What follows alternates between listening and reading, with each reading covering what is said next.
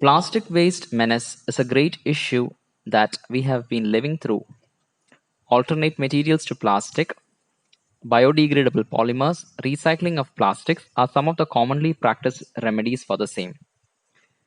Today, let's try and make a biopolymer at our home using cornstarch, water, and jaggery.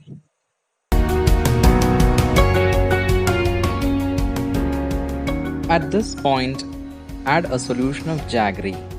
Prepare the solution by dissolving half a cube of jaggery in half a glass of water.